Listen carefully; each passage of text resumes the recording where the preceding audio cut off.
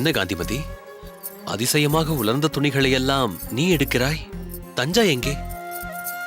அவள் தன் பிறந்தகத்திற்கு சென்றிருக்கிறாள். இன்று காலைதான் அவள் அங்கே சென்றாள். அவள் செல்வதாக இல்லை, நான் தான் அவளை அனுப்பி வைத்தேன். அதுவும் சரிதான். அதற்காக கொடியிலிருந்து துணிகளை நீ ஏன் எடுக்க வேண்டும்? உனக்கோ உடம்பு முடிவதில்லை. பட்டுவிடம் சொல்ல வேண்டியதுதானே? பட்டுவிற்கும் அந்த பாட்டிக்கும் கொடி தகராறு வந்த பிறகு கொடியிலிருந்து துணிகள் எடுக்க பட்டு செல்வதில்லை. தஞ்சா அகத்து வாசலிலேயே காய வைத்து விடுகிறாள்.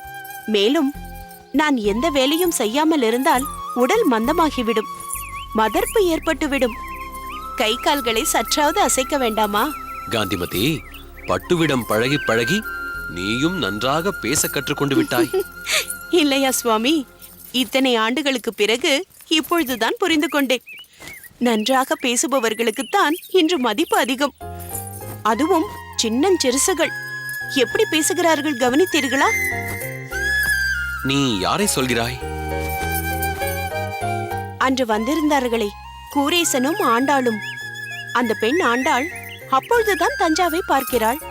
ஆனால் ஏதோ வருடக்கணக்காக பழகியது போல் அவ்வளவு சகஜமாக இருவரும் பேசிக் கொண்டிருந்தனர். எனக்கு ஒருவருடன் சகஜமாக பழகுவது என்றாலே மாத கணக்காகும். அதுதான் மூத்தவர்களுக்கும் இளையவர்களுக்கும் உள்ள வித்தியாசம். காலம் மாறி வருகிறது காந்திமதி. நம் காலம் வேறு, அவர்கள் காலம் வேறு. அவர்கள் சிந்திக்கும் விதமே வேறாக இருக்கிறது. நம் கமலையே எடுத்துக்கொள். அவள் பேசுவதும் தஞ்சா பேசுவதும் ராமானுஜன் பேசுவதும் எத்தனை மாறுபடுகிறது பார்த்தாயா? வாஸ்தவம்தான். அதுவும் கமலைக்கு பட்டுவை கண்டாலே கரிக்கிறது. ஏன் என்றே தெரியவில்லை. சில சமயம் குழந்தைகளுக்கு புரிவது நமக்கு புலப்படாமல் போய்விடும்.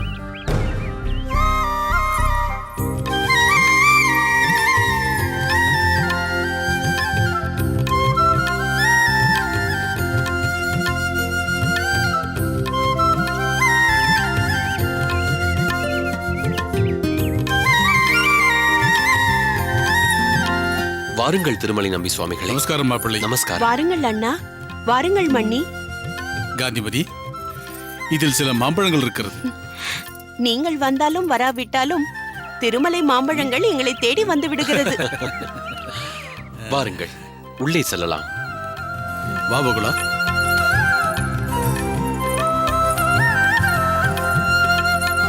வாருங்கள் சுவாமிகளே, அமருங்கள்.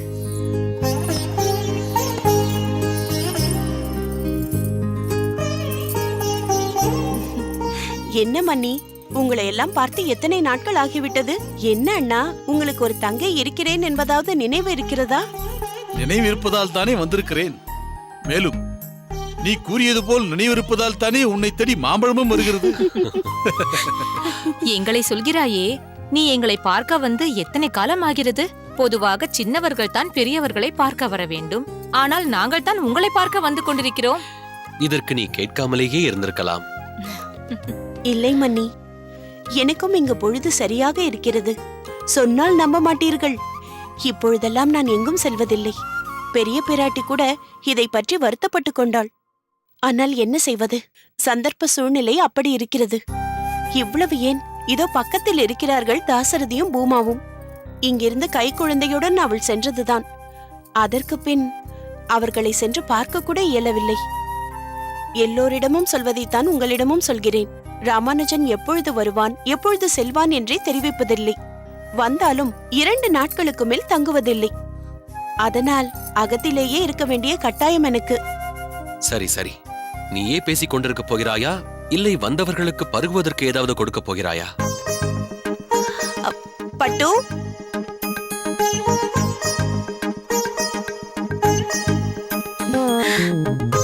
என்ன பட்டு, பட்டு என்றதும் சட்டென்று மோருடன் பிரத்யட்சமாகிவிட்டாய். அதுவும் சரியாக 4 பேருக்கு எடுத்து வந்திருக்கிறாய்.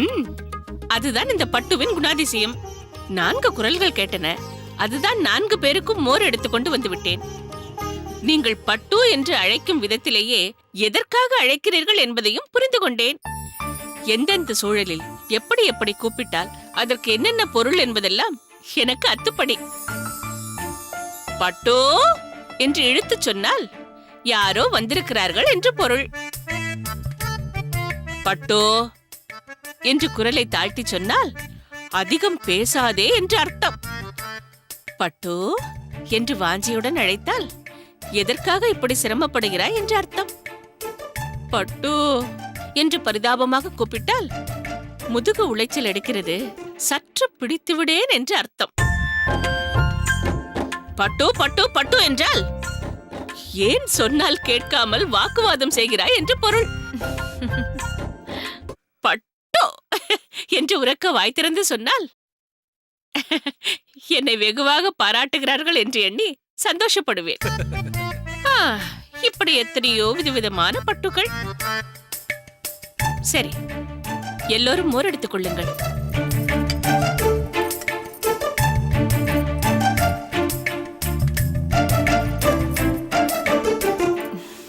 காந்திமதி, இது யார்? உன் மனதை இந்த அளவிற்கு அளந்து வைத்து இத்தனை ஆழமாக புரிந்து வைத்திருப்பவள்? இவள் பட்டு, என்னை சோம்பேறியாக்க வந்தவள். தஞ்சாவுடன் சீதன வெள்ளாட்டியாக வந்திருக்கிறாள். அகத்தின் எல்லா வேலைகளையும் பார்த்துக் கொள்கிறாள். தளிகையிலிருந்து அகத்தை சுத்தம் செய்வது, கோலம் போடுவது, துணி துவைப்பது என்று சகலமும். அதற்காகத்தானே வந்திருக்கிறேன். தவறாக எடுத்துக் கொள்ளாதீர்கள். என் மனதில் பட்டதை பட்டென்று சொல்லும் சுபாவம் எனக்கு. மாமி, என்ன ஒரு லட்சணமான வசீகரமான முகம் உங்களுக்கு! அப்படியே திருமலை கீழ் சந்நிதியில் இருக்கும் தாயாரை பார்ப்பது போல் ஒரு உணர்வு ஏற்படுகிறது எனக்கு. ஒருவர் முகத்தை பார்த்ததுமே அவர்களை பற்றிய குணாதிசயங்களை சொல்லிவிடுவேன். இது இவர்களுக்கும் தெரியும். நீங்கள் மிகவும் மென்மையானவர், சாத்வீகமானவர், யாரையும் கடிந்து கொள்ள மாட்டீர்கள், தயாள குணம் படைத்தவர்கள். பட்டு, சரி விடு காந்திமதி. ஏதோ அவள் மனதில் பட்டதை சொல்கிறாள், சொல்லிவிட்டுத்தான் போகட்டுமே. என்னவோ தெரியவில்லை, இந்த பட்டுவை பார்த்ததுமே எனக்கு மிகவும் பிடித்துவிட்டது. அப்படி என்றால் உங்கள் கூடவே இவளை அழைத்து போங்களேன்.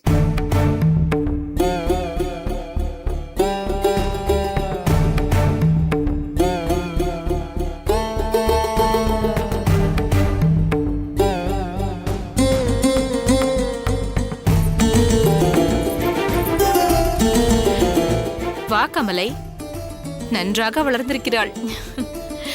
ஏன் பட்டுவை அழைத்து போக சொல்கிறாய்? பட்டு உனக்கு வேண்டாமா? நீங்கள் தானே சொன்னீர்கள் பட்டுவை பிடித்திருக்கிறது என்று, அதனால் தான் அழைத்து போங்கள் என்றேன். என்ன பட்டு, கமலை இப்படி சொல்கிறாள்? அது வேறொன்றுமில்லை. என் கீர்த்தியை எல்லோரிடமும் பரப்புவதில் கமலைக்கு அக்கறை அதிகம். சென்ற முறையும் இப்படித்தான்.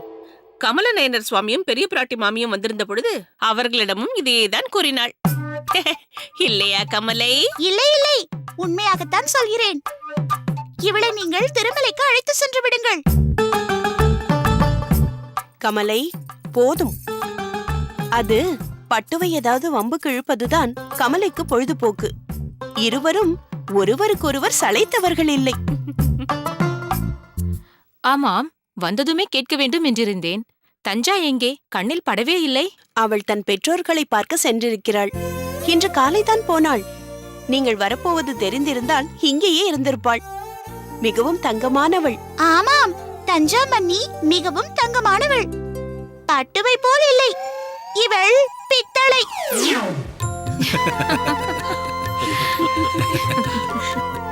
மன்னி, இருவரும் உள்ளே சென்று ஸ்நானம் செய்து விட்டு வாருங்கள். அமுது பரிமாறுகிறேன். சரி.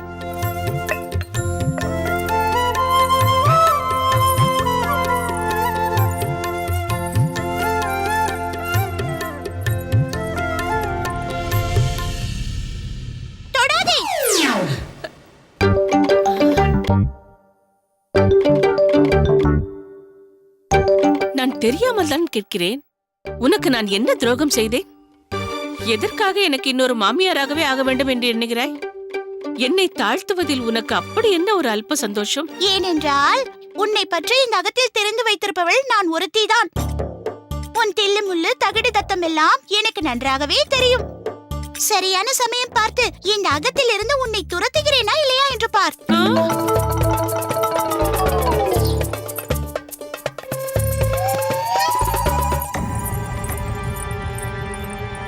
ராமா, ராமானுஜரை தஞ்சாவின் வழிக்கு கொண்டு வருகிறேனோ இல்லையோ, முதலில் இந்த காமாலைக்கு இந்த கமலைக்கு ஒரு வழி கண்டுபிடிக்க வேண்டும்.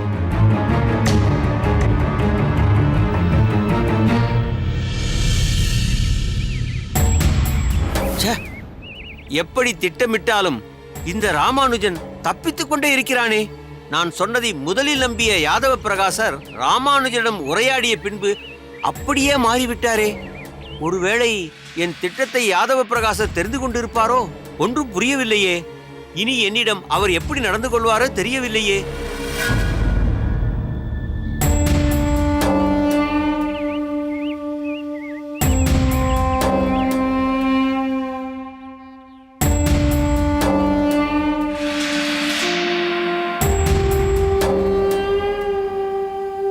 என்னவோய் சம்பூரணம், உமக்கு வயதாகிவிட்டது என்பது நன்றாக தெரிகிறது. இப்படி தனியாக புலம்பிக் கொண்டிருக்கிறீரே. அட நிறுத்தும் ஐயா. எரிகின்ற நெருப்பில் எண்ணெயை ஊற்றிக்கொண்டு நானே மூக்குடைந்து போய் இருக்கிறேன். என்னது, மூக்குடைந்து விட்டதா? எனக்கு கையே உடைந்து விட்டது ஓய். நீர் தீட்டிய திட்டத்தால் பாதிக்கப்பட்டது நீர் மட்டுமல்ல, நானும் தான். அந்த ராமானுஜனுக்கு விசிறி வீசப்பணித்து விட்டாரே நம் குருநாதர். குட்டுப்பட்டது நீர் மட்டுமல்ல, நானும் தான். மொத்தத்தில் ராமானுஜன் எந்த நிலையிலும் தப்பித்து வந்து விடுகிறான். நாம் தான் வகையாக மாட்டிக்கொள்கிறோம். அது மட்டுமா? அந்த ராமானுஜனுக்கு பேர் புகழ் கிடைக்கிறதே. எனக்கென்ன தோன்றுகிறது என்றால், நாமே பிரச்சனைகளை உண்டு பண்ணுவது என்றில்லாமல் நம் குருநாதரே ராமானுஜன் சம்பந்தமாக ஒரு விஷயத்தை பிரச்சனையாக பார்க்கும்போது நாம் தூபம் போட்டு புகையை மாற்றி ஜுவாலையாக எரியும்படி செய்துவிட்டால் போதும். அதுவே நாம் எதிர்பார்க்கும் பலனை கொடுத்துவிடும். இவன் சொல்வதுதான் எனக்கும் சரியென்று தோன்றுகிறது. எனக்கு இதில் உடன்பாடு இல்லை. இவன் சொல்வது போல் சந்தர்ப்பம் எப்போது வாய்க்கும் என்று தெரியாத போது காத்திருப்பது நமக்கு காலவரையம் தானே. நாம் இவரைப் போல் நீர்த்து போகின்ற திட்டத்தை தீட்டாமல் தீர்க்க தரிசனமாக ஒரு திட்டத்தை யோசித்து அந்த அஸ்திரத்தை லாபகமாக பயன்படுத்த வேண்டும். அதே சமயம் இதில் காலதாமதம் செய்வதோ காலம் கனியும் என்று காத்திருப்பதோ கூடாது. அப்படி ஏதாவது புது யுக்தி உங்களிடம் இருக்கிறதா? கைவசம் எந்த திட்டமும் இல்லை. ஆனால் நான் ஒரு தீர்மானம் செய்து வைத்திருக்கிறேன். ராமானுஜனை பொறுத்தவரை பாடம், சாஸ்திரம், சம்பிரதாயம், வேதாந்தம் இவற்றில் அவனை சிக்க வைக்க முடியாது. ஏனென்றால் அவன் அதை கரைத்து குடித்தவன். எதிலும் புகுந்து வந்து விடுவான். அவன் அவ்வளவு கெட்டிக்காரன். அதனால் என்ன செய்யலாம் என்கிறாய்? கல்வி சார்ந்த விஷயங்களில் அவனை சிக்க வைக்க முடியாது. ஆனால் அவனது தனிப்பட்ட விஷயங்களை ஆராய்ந்து அதிலிருந்து நமக்கு தேவையான விஷயத்தை எடுத்துக்கொண்டு அவனை சிக்க வைக்க வேண்டும். அதற்கு நாங்கள் என்ன செய்ய வேண்டும்? வாயை மூடிக்கொண்டு இருக்க வேண்டும். புரியவில்லை. நீங்கள் என்ன சொல்ல வருகிறீர்கள்? நான் யோசிக்க வேண்டும். நானேதான் யோசிக்க வேண்டும்.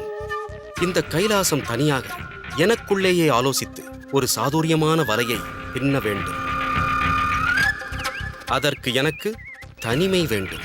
எங்கள் இருவரையும் இப்போது இந்த இடத்தை விட்டு கிளம்புகள் என்கிறாய். தங்கள் வயதாலும் அனுபவத்தாலும் சட்டென்று புரிந்து கொண்டீர்கள். சபேசா, வா, நாம் போகலாம். இவர் தனியாக நின்று வானத்தை வில்லாக வளைக்க தீர்மானித்து விட்டார். இவர் தனியாகவே யோசிக்கட்டும். வா, போகலாம். ராமானுஜா, இம்முறை நான் விரிக்கின்ற வலையில் நீ விழப்போவது உறுதி. யோசிக்கின்றேன், பலமாக யோசிக்கின்றேன்.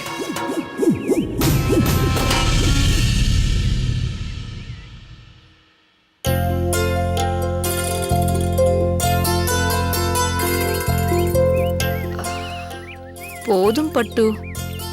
அது எப்படி? பட்டு ஒரு வேலையை எடுத்துக்கொண்டால் அதை பரிபூர்ணமாக செய்து முடிப்பாள். நீங்கள் தானே முதுகை குடைவது போல் இருக்கிறது என்று சொன்னீர்கள். இந்த அகத்திற்கு வந்திருப்பவர்களுக்கு எல்லா சேவைகளையும் செய்வதுதான் என் கடமை, என் பொறுப்பு. இப்பொழுது வலி பறந்துவிட போகிறது பாருங்கள். அது மட்டும் இல்லாமல் இப்படி முதுகை பிடித்து விட்டால் இதமாக இருக்கிறதல்லவா?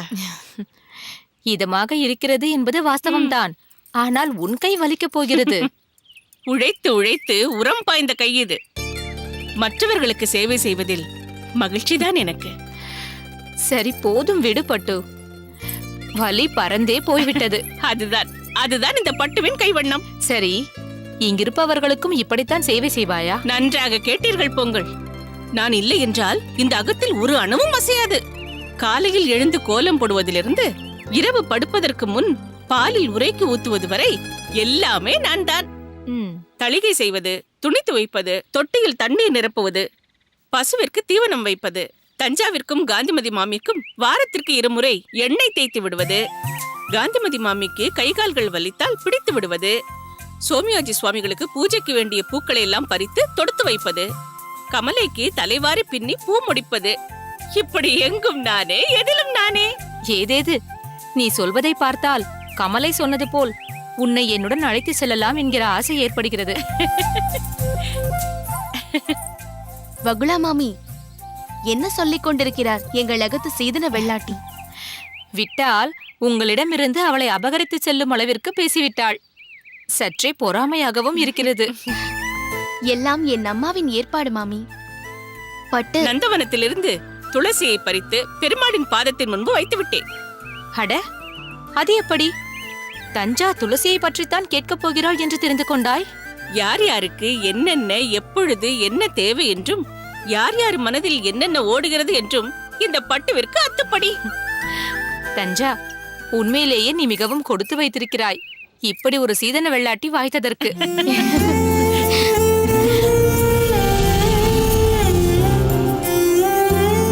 இப்போது அந்த ராமானுஜன் எங்கிருக்கிறான்? நம் பாடசாலையில்தான். நான் சொன்னது போல் தாங்கள் எடுக்க வேண்டிய உபனிஷத்தை அவன் போதித்துக் கொண்டிருக்கிறான். அத்தை, அத்தை, அத்தை, இங்க வாங்க அத்தை. என்ன? இத கொஞ்சம் பாருங்க அத்தை.